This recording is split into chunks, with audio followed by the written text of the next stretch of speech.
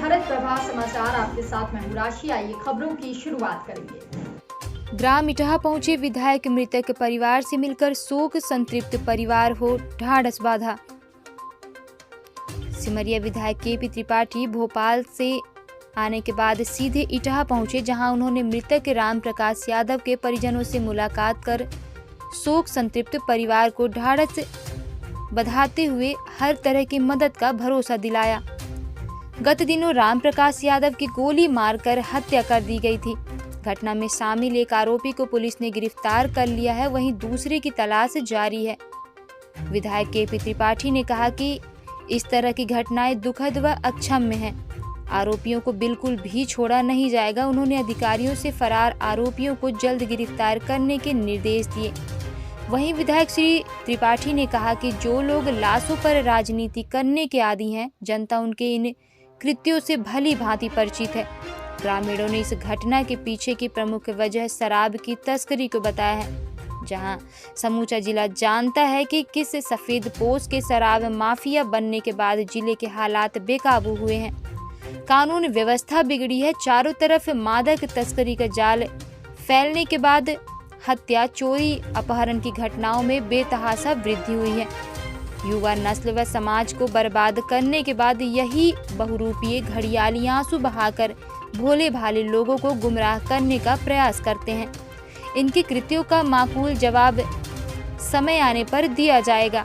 इस तरह के संवेदनशील मुद्दों पर घटिया राजनीति करने वालों को किसी भी कीमत पर सिमरिया की जनता बख्शने वाली नहीं है।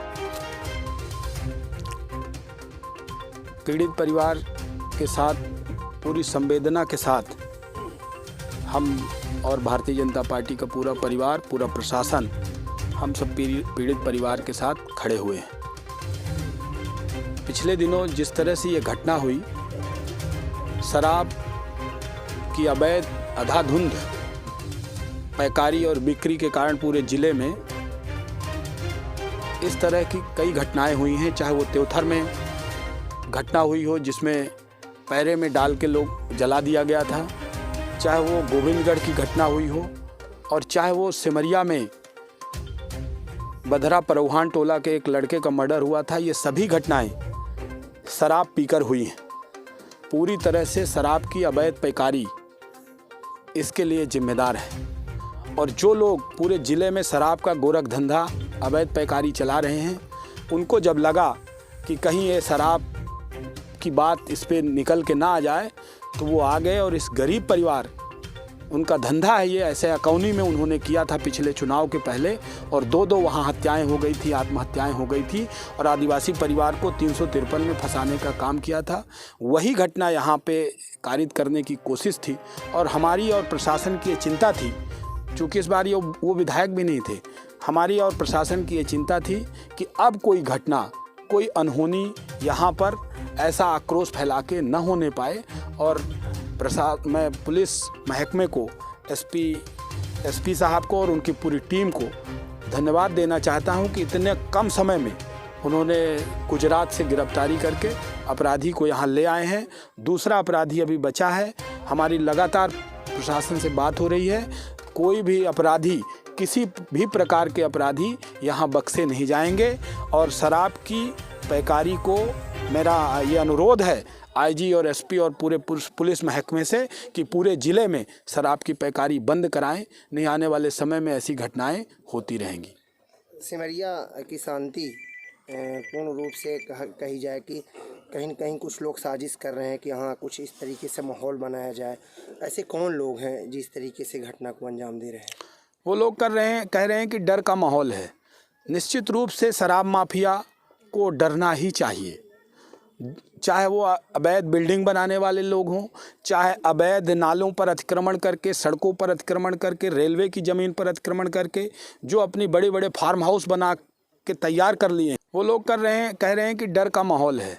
निश्चित रूप से शराब माफिया को डरना ही चाहिए, चाहे वो अवैध बिल्डिंग बनाने वाले लोग हों, चाहे अवैध नालों पर अतिक्रमण करके, सड़कों पर अतिक्रमण करके, रेलवे की ज़मीन पर अतिक्रमण करके जो अपनी बड़े बड़े फार्म हाउस बना के तैयार कर लिए हैं, उन लोगों को डरना केपी त्रिपाठी के विधायक रहते, भारतीय जनता पार्टी की सरकार रहते, नरेंद्र मोदी के प्रधानमंत्री रहते, शिवराज सिंह चौहान के मुख्यमंत्री रहते, उनमें डर स्वाभाविक होगा।